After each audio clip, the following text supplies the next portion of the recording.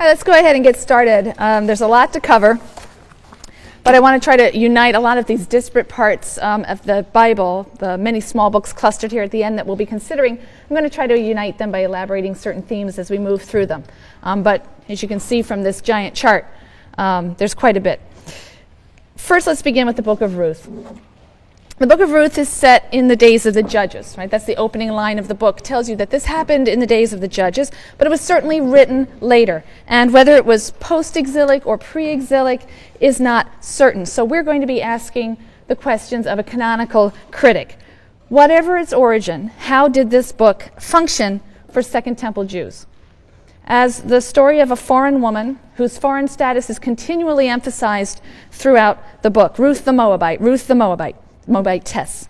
As a foreign woman who acts nobly and enters the community of Israel by choice, this story would have stood in opposition to the negative view of foreigners, the ban on intermarriage, and the purely genealogical definition of Israelite identity that was promulgated by Ezra and Nehemiah in the post-exilic period.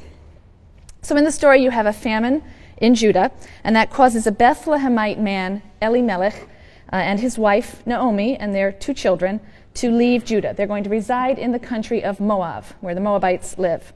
And their 2 sons marry Moabite women, Orpah and Ruth.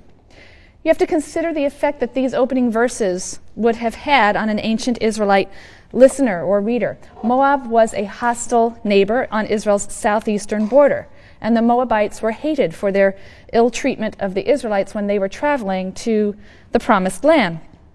Their lack of hospitality had already led to a prohibition of intermarriage in the Torah itself. So the Moabites and the Ammonites are 2 foreign groups that are explicitly prohibited from entering the congregation in Deuteronomy 23. And the Israelites' low opinion of the Moabites is also expressed in Genesis in the very degrading story of Moab's descent from the incestuous relationship between Lot and one of his daughters after the fall of Sodom.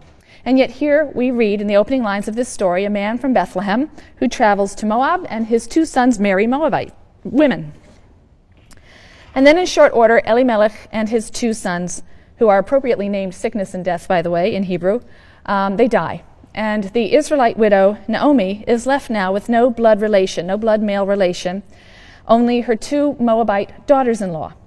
And Naomi weepily tells the girls that they should return to their father's home.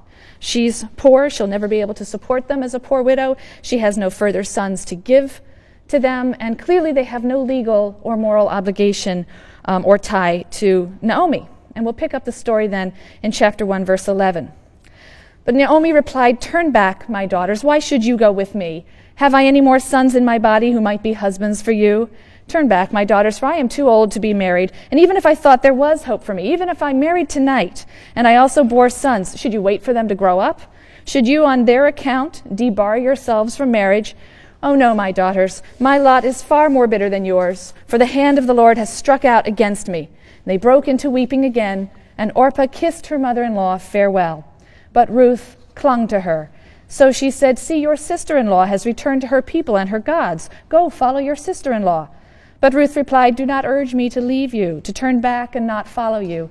For wherever you go, I will go. Wherever you lodge, I will lodge. Your people shall be my people, and your God, my God. And where you die, I will die, and there I will be buried. Thus and more may the Lord do to me, if even death parts me from you." And when Naomi saw how determined she was to go with her, she ceased to argue with her, and the 2 went on until they reached Bethlehem. All of the names in this story are wonderfully symbolic. Sickness and death is like they walk on the stage with a big sign saying, "I'm in a bit part and I'm ready to die." Orpah's name means the back of the neck because she turns her back on her mother-in-law as well. It's a wonderful story with lots of name symbolisms. But by the force of sheer conviction, Ruth joins herself to the people of her mother-in-law. And back in Judah, Ruth supports her mother-in-law and herself by gleaning the fallen sheaves behind the reapers in the field. Because according to the Pentateuch, the sheaves that fall behind the reapers must be left for the poor to collect. You don't go back and collect them. So Ruth gleans, and she gleans in the field of a kinsman named Boaz. And he's described as a man of substance. And she's very diligent, and she soon comes to his attention. And he's very kind for her. He looks out for her safety among the the rough field workers. He provides water for her. He's heard of what Ruth has done for Naomi, how she left her home and left her family to come to a people that she really didn't know, and he blesses her. He says, "May the Lord reward your deeds. May you have a full recompense from the Lord, the God of Israel, under whose wings you have sought refuge," chapter 2, verse 12. And he increases his generosity. He shares his meal with Ruth and gives her from the heaps of grain in addition to the gleanings that she's collecting. So Naomi is very delighted with Ruth's gleanings. They more than suffice for their needs, but she's even more learned to please that Ruth seems to have found favor in the eyes of Boaz. He's being very kind and generous. And she points out, he is among our redeeming kinsmen. Now, the term here, the Hebrew term is goel. Goel means redeemer. In fact, in a lot of the Christian language later, this is the word they're using when they talk about my Redeemer liveth. It's simply this word goel. And the goel is a person who, as the nearest relative or as a close relative, has certain legal obligations to another person. And those obligations, the primary obligations are three: to redeem the person or their property if they've been sold to a stranger due to poverty. So to redeem them from debt servitude, essentially. So your goel should do that for you. To marry a childless widow, right? So if a man dies and his wife is childless, the goel is supposed to marry her, provide seed, and the firstborn son will be named after the man who is dead. So he's supposed to marry a childless widow and produce offspring for the deceased. Usually that falls first to the brother.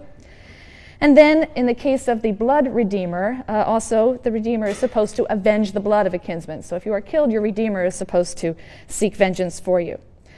Boaz is a somewhat distant relative, but Naomi believes he's the answer to their dual problem of poverty on the one hand and Ruth's widowhood on the other hand. So in chapter 3, she urges Ruth to make a visit to Boaz. He's winnowing barley on the threshing floor, and Ruth is supposed to bathe herself, anoint herself, dress up, and go out at night to the threshing floor.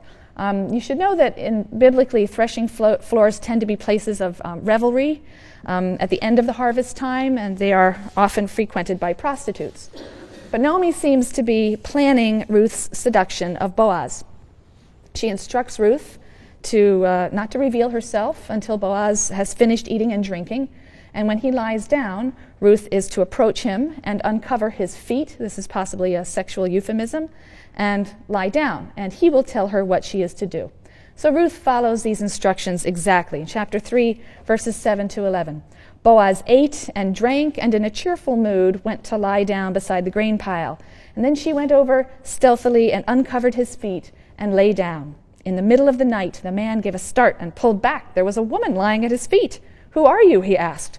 And she replied, "I am your handmaid, Ruth. Spread your robe over your handmaid, for you are a redeeming kinsman," a goel. And he exclaimed, "Be blessed of the Lord, daughter. Your latest deed of loyalty is greater than the first, in that you have not turned to younger men, whether poor or rich. And now, daughter, have no fear. I will do in your behalf whatever you ask, for all the elders of my town know what a fine woman you are." So Ruth's request is that Boaz act as her redeemer and spread his robe over her, which is a formal act of protection and espousal. And Boaz assures her that he will redeem her. He then goes on to point out, however, that there is another kinsman who is actually a closer relation and therefore has the first right of refusal. And Boaz will settle the matter legally in the morning. And we're left wondering what transpired in the night. In chapter 4, we read the legal proceeding by which the other kinsman is freed of his obligation and his claim to Ruth, and this then clears away, enables Boaz to marry her. But the punchline to the whole story is yet to come, and that occurs in chapter 4, verses 13 to 17. So Boaz married Ruth. She became his wife, and he cohabited with her. And the Lord let her conceive, and she bore a son. And the women said to Naomi, "Blessed be the Lord who has not withheld a redeemer from you today. May his name be perpetuated in Israel. He will renew your life and sustain your old age, for he is born of your daughter-in-law, who loves you and is better to you than 7 sons." And Naomi took the child and held it to her bosom. She became its foster mother, and the women neighbors gave him a name, saying, "A son is born to Naomi." They named him Oved. He was the father of Jesse, father of David. So David, God's anointed king over Israel. David with whom God covenanted that his house should reign forever. David, from whose line would come the Messianic king to rule in the final age. This David is said to be the direct descendant, the great-grandson, of a foreign woman from a country of idol worshippers and a Moabitess, no less. So it seems that this very short and very moving story represents a strand of thought that stood in opposition to the line of thinking found, for example, in Ezra's call for a ban on intermarriage as the only means of ensuring faithfulness to Israel's God.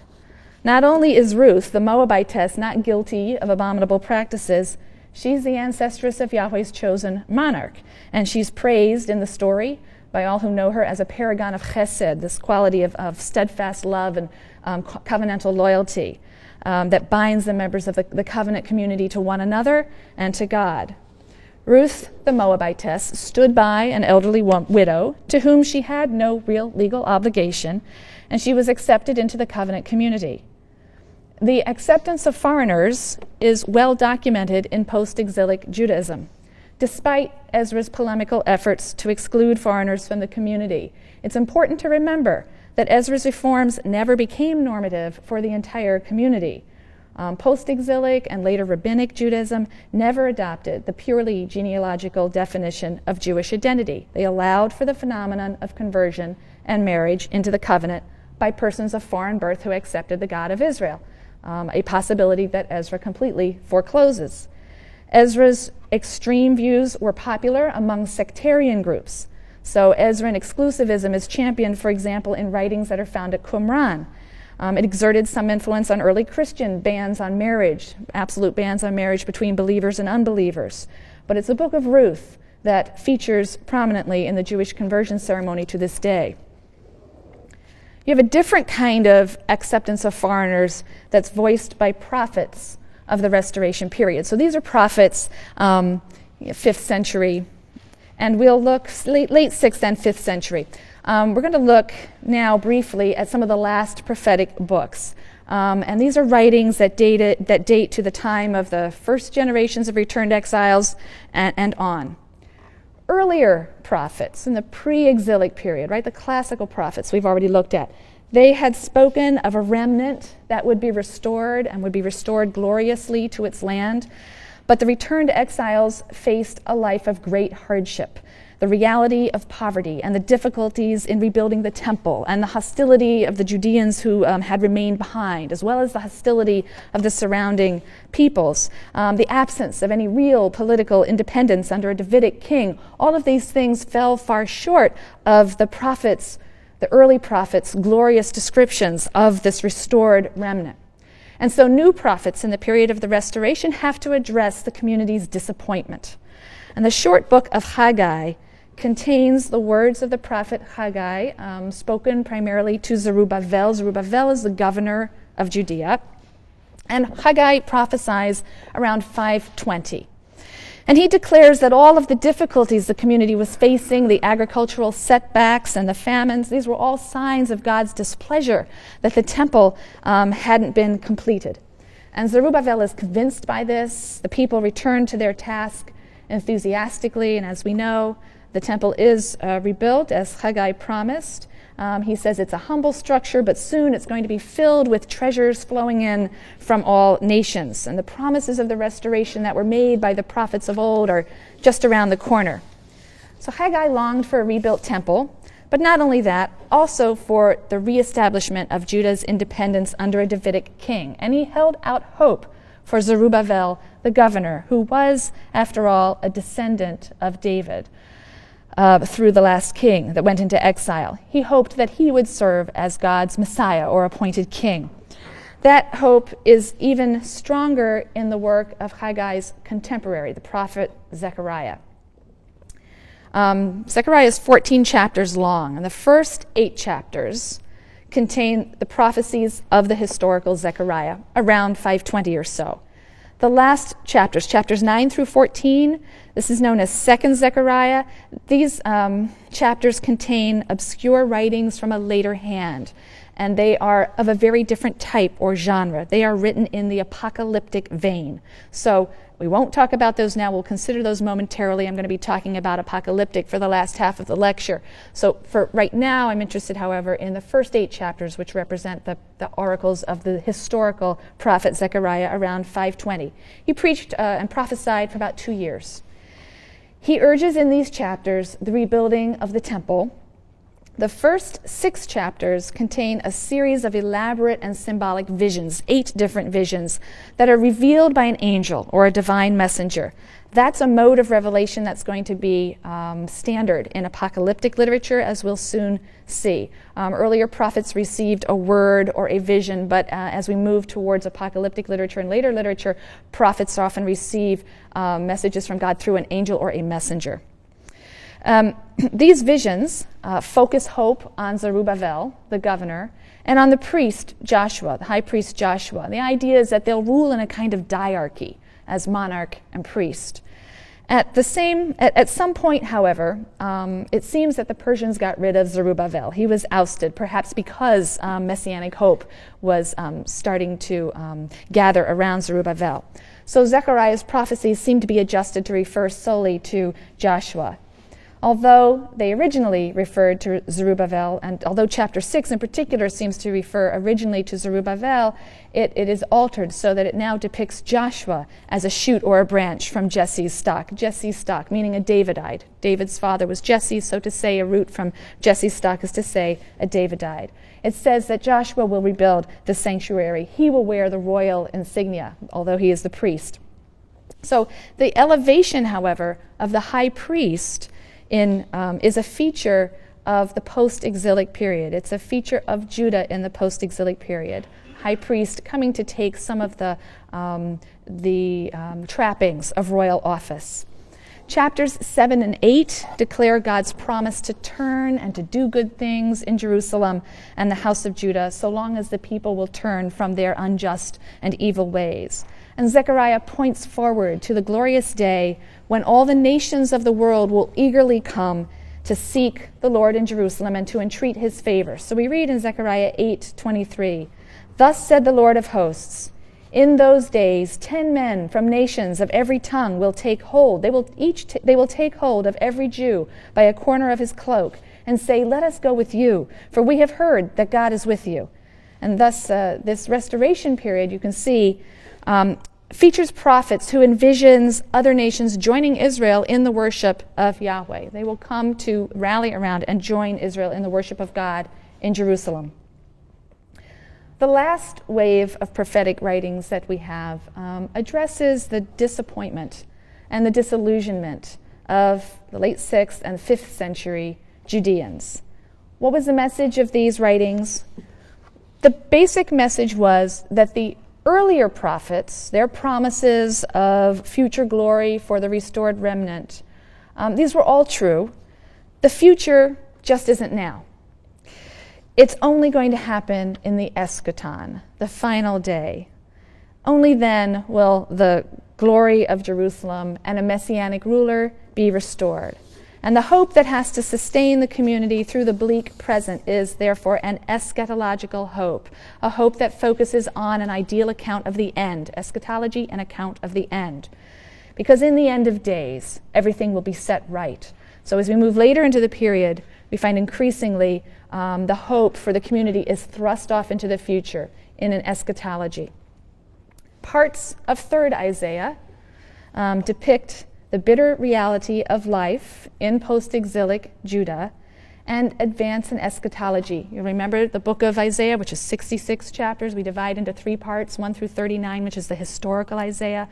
Then we have 2nd Isaiah, and then 3rd Isaiah we're dealing with now. That's chapters 56 to 66. The anonymous prophetic author of these chapters denounces the failings of the exiles, but does hold out an eschatology, a doctrine of final things that depicts what's going to happen in the end of days. This kind of eschatology differs from the depiction of Zion's future glory that we had in the early classical prophets. The earlier prophetic pronouncements generally referred to a reestablishment of Judah's fortunes in historical time. But eschatological works, like 3rd Isaiah, look beyond historical time. They're looking to a time of a new heaven and a new earth, when Judah's sins will be forgotten. The land will become an earthly paradise, transformed and blessed with peace and prosperity and length of days. This is from Isaiah 65, verses 17 to 25. For behold, I am creating a new heaven and a new earth. The former things shall not be remembered, they shall never come to mind. Be glad then, and rejoice forever in what I am creating. For I shall create Jerusalem as a joy, and her people as a delight. Never again shall be heard there the sounds of weeping and wailing. No more shall there be an infant or graybeard who does not live out his days. He who dies at 100 years shall be reckoned a youth, and he who fails to reach 100 shall be reckoned accursed. For the days of my people shall be as long as the days of the tree. My chosen ones shall outlive the work of their hands. They shall not toil to no purpose. They shall not bear children for terror, but they shall be a people blessed by the Lord, and their offspring shall remain with them. Before they pray, I will answer. While they are still speaking, I will respond. The wolf and the lamb shall graze together, and the lion shall eat straw like the ox, and the serpent's food shall be earth. In all my sacred mount, nothing evil or vile shall be done, said the Lord. You see this interesting notion of a completely new, transformed heaven and earth. The lion is vegetarian again. The serpent no longer is there's not this animosity between the serpent and humans as was decreed at the end of Genesis with the curse on the serpent. They're going to just be eating earth, and there will be no danger. Third Isaiah also sounds this theme of openness, reassuring foreigners and eunuchs who have joined themselves to Yahweh that they'll be welcome in the holy temple to serve God and to offer sacrifices. Now this is significant. Again, remember that Deuteronomy 23, right in the heart of the Pentateuch, bans eunuchs specifically and certain foreigners, Moabites, Ammonites, from entering the congregation. Remember also that Ezekiel explicitly excluded foreigners from the restored temple in his visions at the end of the book. And this is also clearly the policy of Ezra and Nehemiah. They had an Ammonite who had his lodgings or office or room in the temple. They had him thrown out of that area in the temple. But third Isaiah seems to oppose such restrictions. Isaiah 56, verses 3 to 7. Let not the foreigner say, who has attached himself to the Lord will keep me apart from his people. And let not the eunuch say, I am a withered tree. For thus said the Lord, as for the eunuchs who keep my Sabbaths, who have chosen what I desire and hold fast to my covenant, I will give them in my house and within my walls a monument and a name better than sons or daughters.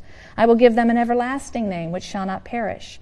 As for the foreigners who attach themselves to the Lord to minister to him and to love the name of the Lord, to be his servants, all who keep the Sabbath and do not profane it and who hold fast to my covenant, I will bring them to my sacred mount and let them rejoice in my house of prayer. Their burnt offerings and sacrifices shall be welcome on my altar, for my house shall be called a house of prayer for all peoples. So on this issue, clearly, the post-exilic community was quite divided. Now there's only one biblical book which pretty much in its entirety belongs to a genre of literature known as apocalyptic. Not in its entirety, but it is the most significant and thoroughgoing apocalyptic book in the Bible. The term apocalyptic derives from the Greek word apocalypsis. And apocalypsis is a revealing.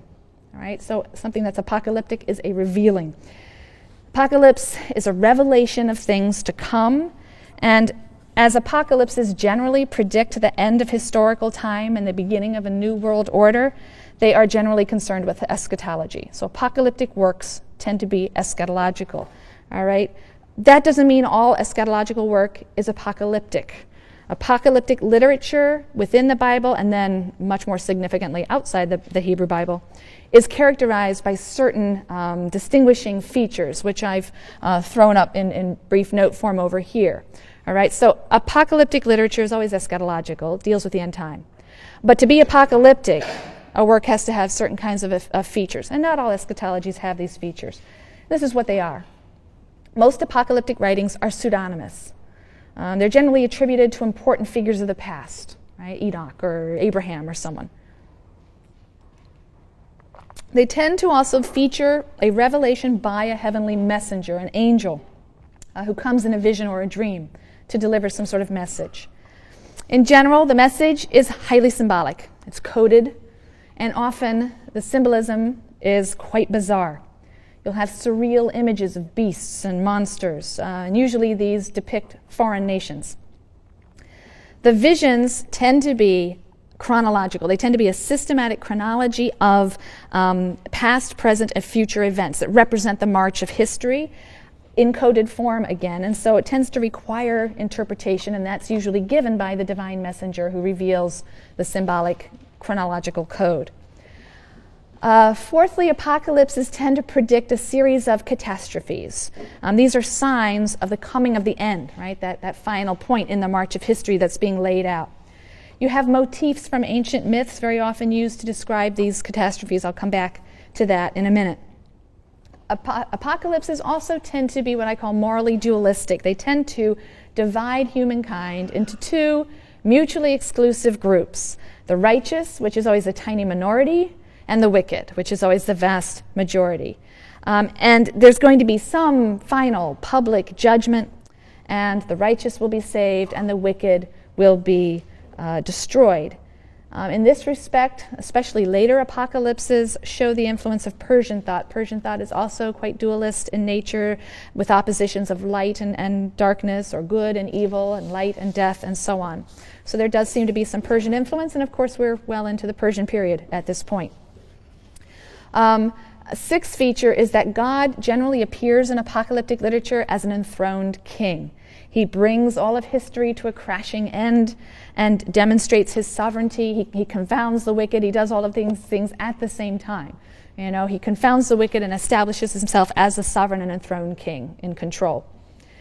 Seventh, apocalyptic literature, as I briefly mentioned before, often incorporates mythological motifs and imagery, especially the motif of a battle between God and primordial chaotic elements. And that will often be the imagery that's used in depicting the final battle with the godless or the wicked.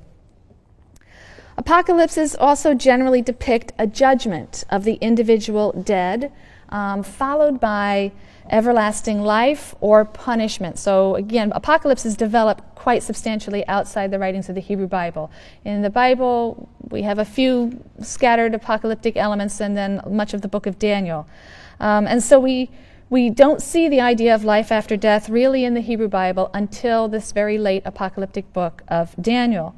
The idea is very influential in the Dead Sea Scrolls. They are very dualist, and in the writings of the New Testament, of course.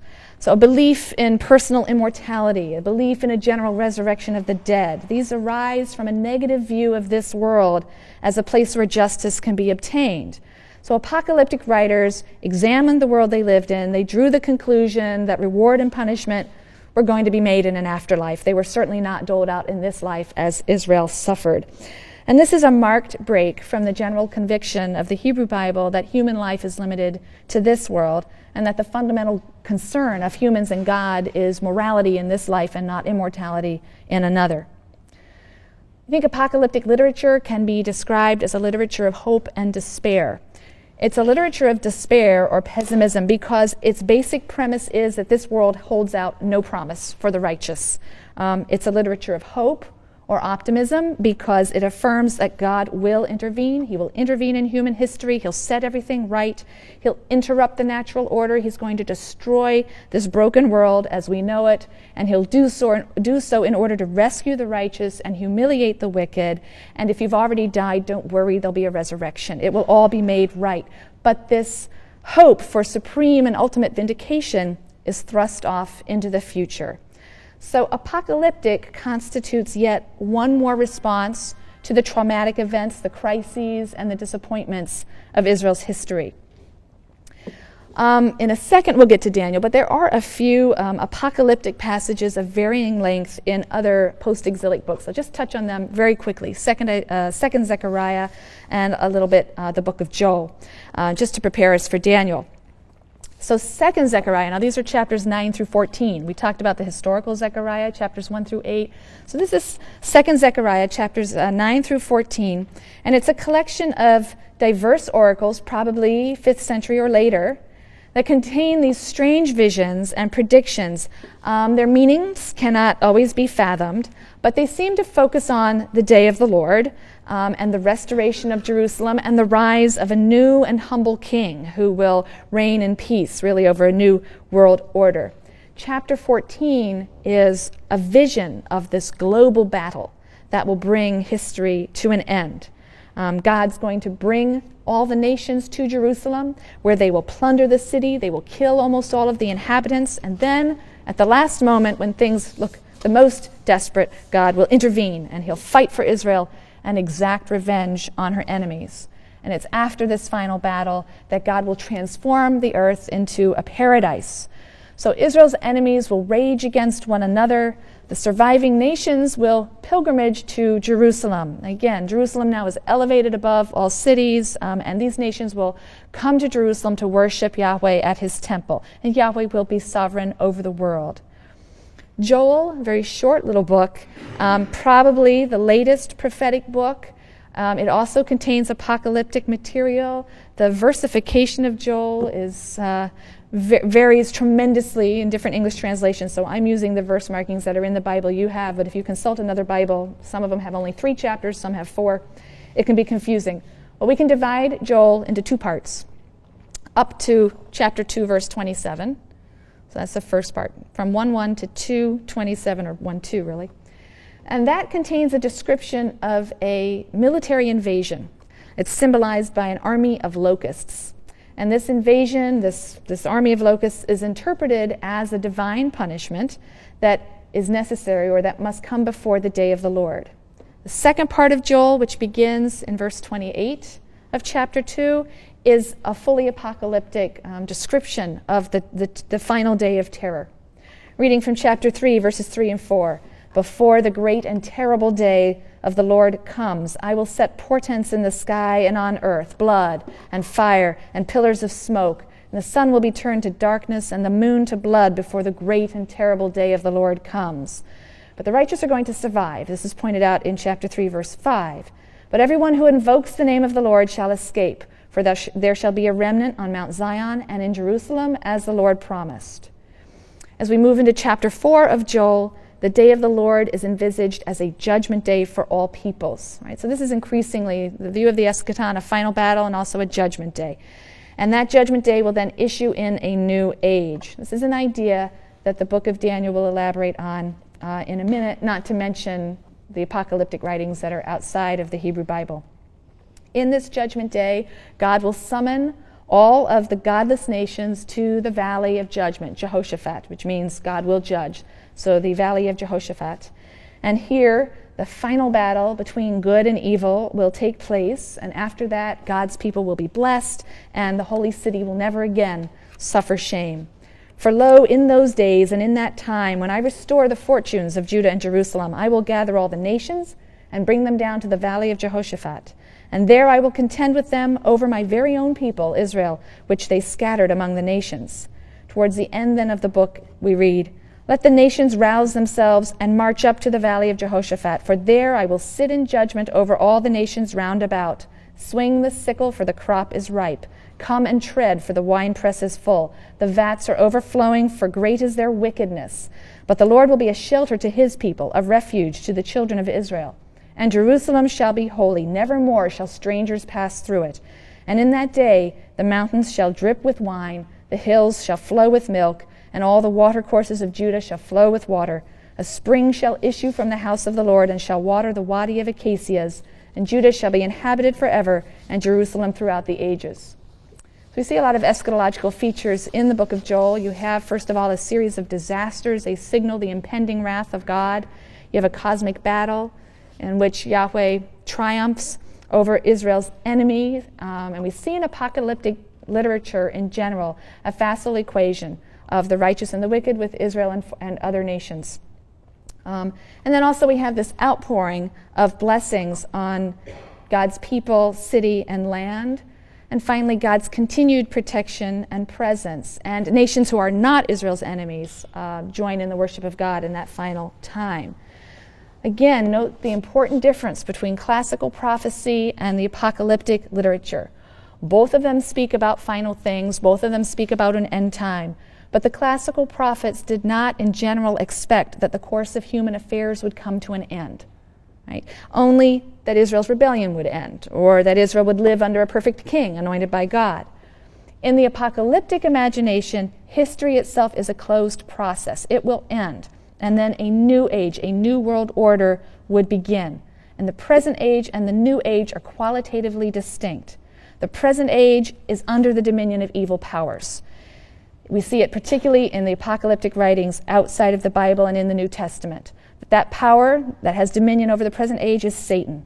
Satan is the archenemy of God. Right? The age to come will be free of all evil, moral corruption, and death. Satan will be defeated. But God himself is the one who has to do this. God must intervene to bring the present age to a crashing halt and initiate this new world order. So let's turn now to Daniel for a full apocalyptic work. Daniel also can be divided really into two parts, and the first 6 chapters have often been described as a heroic fiction. They're a bit like the book of Esther that we'll be talking about on Wednesday. Just a good story. Esther particularly has a lot of irony and is very, very funny.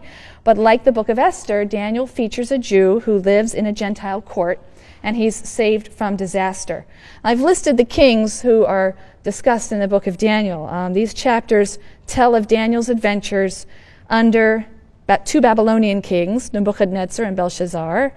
The text says 2 Babylonian kings, Nebuchadnezzar and Belshazzar, a Median king, Darius, who happens to be unknown to history, a Persian king, Cyrus. That's a whole lot of years. And the historical inaccuracy of the work, right? You have the chronology of more than a century being telescoped here.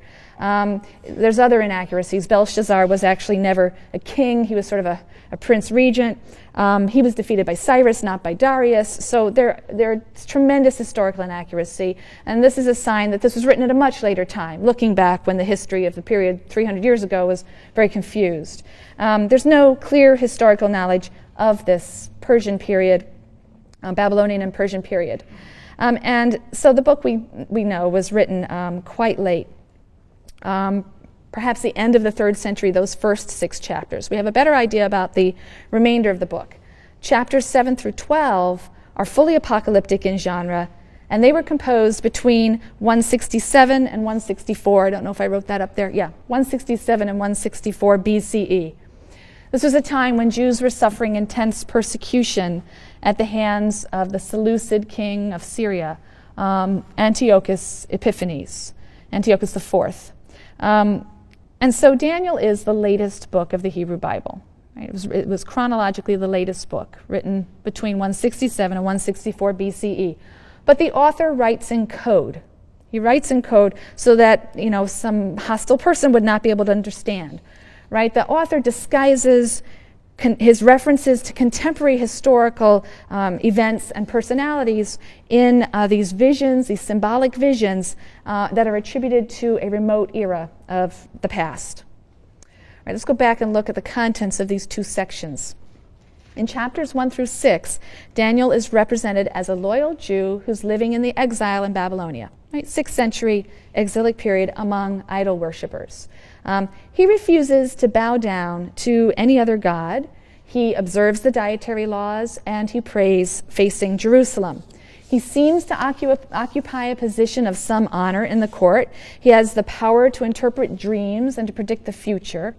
And although he's severely tested, he remains true to Yahweh, and Yahweh aids him in more than one miraculous escape from danger. The main themes of this first section of the book of Daniel are Daniel's interpretations of the dreams of these kings, Nebuchadnezzar, and his allegiance to his God. In chapter 2, Nebuchadnezzar has a dream of a huge statue. It has a head of gold, it has a torso and arms of silver, the belly and the thighs are of bronze, the legs are of iron, and the feet are of mixed iron and clay. I've kind of given you a little grid, and in a minute we're going to have another symbolic dream that's going to use animals to represent the same things that are being represented here by the metals. So you have this statue with these metal and iron and clay feet. Then a great stone that's uncut by human hands flies from heaven and smashes the clay feet of the statue, and the statue crumbles, and this stone becomes a mountain that fills all the earth. Daniel decodes the dream's symbolism, and it's a historical symbolism, the march of history. Each metal represents a kingdom that ruled the ancient Near East. Daniel only explicitly mentions gold as Babylon, but we can figure out the rest. Silver is Media, bronze is Persia, and iron is Alexander's Greece, right? Macedonian Greece that conquered the ancient Near East in the 330s and brought Hellenism and introduced the Hellenistic period into ancient Near Eastern history. After Alexander's death, his empire was divided into smaller Hellenistic kingdoms, right? The ones of greatest relevance to us are Ptolemaic Egypt and Seleucid Syria, because as you can imagine, Palestine is caught between those two great powers. So it's going to be fought over by those two great powers.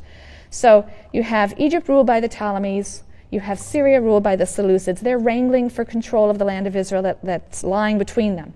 So the iron and clay feet of the statue in Daniel's dream represent these lesser Hellenistic kingdoms of Egypt and Syria that succeeded Alexander's empire and are a mix of Hellenistic and Eastern elements. The stone from heaven represents the future kingdom of God. It's going to come and destroy these godless kingdoms and fill all of the earth forever. Chapter 3 tells the story of Daniel's 3 companions who refuse to worship a giant gold statue, and they get themselves thrown into a fiery furnace. When they emerge unscathed, the king is greatly impressed, and so he acknowledges the God of Israel. In chapter 4, there's a second dream. It's interpreted by Daniel as a sign that Nebuchadnezzar will be struck down 7 times. He's going to lose his reason. He's going to lose his throne until he realizes that God is the source of all divine and human power. And when this, in fact, comes to pass, Nebuchadnezzar seems to suffer a fit of insanity that drives him from society. The king then praises the God Most High as the universal king. In chapter 5, Daniel's enemies at court trick the Median king now, Darius, so we're moving to different kings. They trick him into issuing an edict against those who pray to anyone but the king.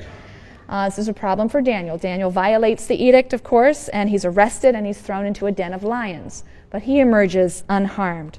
And the result is, again, that the foreign king, in this case Darius now, recognizes the supremacy of Yahweh and orders all in his kingdom to revere the Jewish God. There is, of course, no historical merit to these stories of Babylonian and Persian kings acknowledging or adopting the God of the Jews who lived in exile among them.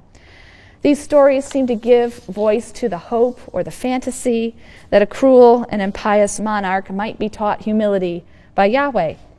They also provide a model for life in the diaspora. Jews can live in the Gentile world, but they must never forget God and his laws. And then we move into the second half of the book of Daniel, chapters 7 to 12. As we move into this part of Daniel, we switch from the third person into the first person. So Daniel 7 to 12 is written in the first person, and it's fully apocalyptic. And here Daniel has a series of visions and dreams that are interpreted for him by an angel. And again, that's a classic feature of the apocalyptic genre. And these visions, again, survey ancient Near Eastern history from the 6th to the 2nd centuries. Chapter 7, again, represents the succession of kingdoms, the Babylonian, the Median, the Persian, the Macedonian empires, but this time as beasts. So you have a lion, a bear, a winged leopard, and an ogre. The ogre has horns, and the horns of this ogre then represent these 2 lesser Hellenistic kingdoms, the Ptolemies of Egypt and the Seleucids of Syria. The boastful little horn is the Syrian king, Antiochus Epiphanes himself. In a second vision, the Ancient of Days, this is the term that's used, seems to be God in a white robe and a beard, seated on a fiery chariot throne. But the Ancient of Days confers glory and kingship on one like a son of man. Now in Daniel, this phrase, the son of man, which generally means mortal, as opposed to divine in the Bible. But in Daniel, the phrase seems to refer to a figure that's in human form, but more than a human. Probably an angel like Michael or Gabriel. Both of them are represented as leaders against the forces of Persia and Greece. And this figure establishes an everlasting kingdom to replace the bestial kingdoms that have preceded it. So the Son of Man overwhelms the little horn Antiochus, who is said to be making war on saints. That's a code for loyal Jews, who is said to have been trying to change their law and abolish their religion. And we know that these were parts of the persecution in 167 to 164 by Antiochus. He tried to stop worship in the sanctuary and so on. In a third vision, then, the horn that represents Antiochus is said to trample the land of splendor, Israel, to challenge the army of heaven, to remove the perpetual sacrifice. Antiochus did halt the sacrificial service in the temple, and to set up an abomination of desolation on the sacrificial altar. And we know that Antiochus set up some kind of pagan altar on the sacrificial altar in the temple in Jerusalem and erected a statue of Zeus in the sanctuary. So this depiction of the persecution under Antiochus is presented here, but it's presented in veiled form for reasons of safety. In chapter 9, we have a moving prayer for deliverance. The angel Gabriel assures Daniel that the end is near, and that the end was even predicted by Jeremiah, who had said that Jerusalem would lie desolate 70 years, you will recall. Now, Jeremiah prophesied, I'm going to do some math now, so this is dangerous. Jeremiah prophesied in the early 6th century, and the chapters of Daniel were written many centuries later. Someone can figure it out, in the 160s. So, was Jeremiah prophesying falsely when he said that God would deliver Israel from her enemies and establish a kingdom in Judah in 70 years? No, not according to the book of Daniel, because in the book of Daniel, it said that Jeremiah also was speaking in a code. Jeremiah meant that 70 weeks of years, which is to say 490 years, would pass before the consummation of all things. And the last week was the reign of Antiochus Epiphanes. We are in the last week of these years now. So the writer's maintaining that he's living in the last days, in the final moments of the last week of years. And this is very typical of apocalyptic literature. The time is at hand. We are in the final stage. This is now all the birth pangs of the Messiah, these terrible things that are being visited upon us. And God is soon going to win victory through a mighty act and introduce the Messianic age, ending Israel's long years of desolation. So apocalyptic literature sees history as determined. It's a closed drama that must be played out, requiring no action on the part of humans except faithful waiting. God's kingdom will come solely by God's power, but it has to be preceded by this time of trouble. These troubles are nothing but the birth pangs of the Messianic age, and the faithful, whose names are recorded in God's book, will be rescued. Chapter 12 imagines a resurrection of the dead as a compensation to those who died under the persecutions of Antiochus. It's a clear attempt to deal with the injustice that mars this world. And it's the only passage of the Bible to explicitly espouse the idea of an individual life after death. And as I say, breaks with a longer Israelite tradition that's vague or silent on this issue. Not all Jews accepted the idea, but it would be essential to the rise of Christianity, which is deeply indebted to apocalyptic thinking. And through Christianity, it came to have a very far-reaching impact on Western civilization. The book of Daniel is a response to specific historical circumstances. It's a response to the crisis of persecution and martyrdom that was going on in the 2nd century. That was a new kind of crisis that led to a new kind of response. Because the earlier crises of 722 and 586, they could be explained as punishment for sin and faithlessness. But now, in the 2nd century, Jews were dying not because they were faithless, but precisely because they were faithful, because they refused to obey the decrees of Antiochus and to violate their law and covenant, and they were dying. So this new phenomenon of martyrdom, really for the first time, required new responses, and the book of Daniel provides a fully apocalyptic response. Remain faithful. Wait, Daniel urges. Know that this will all be set right by God, not in this world, but in an ultimate and cataclysmic triumph of life and death, life and faith over death and evil, and it will be soon. And Daniel emphasizes God's firm control of history, and so bolsters loyal Jews who are suffering indignities and torture and even death all around him because of their faith. So we've seen the zealous 5th century response of Ezra and Nehemiah to the fateful events of Israel's history. They believed Israel's rededication to God and the covenant involved, as a first step, cessation of intimate relations with foreigners, separation from their abominable practices. We've seen very different views that would integrate foreigners in the worship of Yahweh. We've seen also the later emergence of apocalyptic as an expression of present despair and future hope that entailed the divinely orchestrated and cataclysmic defeat of the wicked enemies who persecuted Israel. And in the last lecture, we're going to look at two books of the Hebrew Bible that take very different approaches, the book of Esther and the book of Jonah.